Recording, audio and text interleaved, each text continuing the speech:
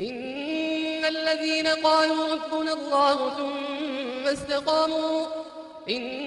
الذين قالوا ربنا الله ثم استقاموا تتنزل عليهم الملائكة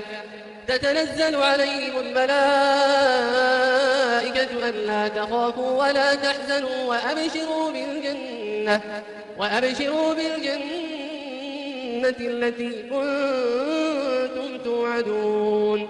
نحن أولياؤكم في الحياة الدنيا وفي الآخرة ولكم فيها ما تشتهي أنفسكم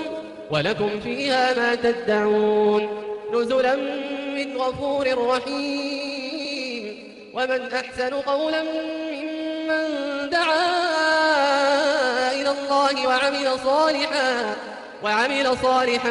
وقال إنني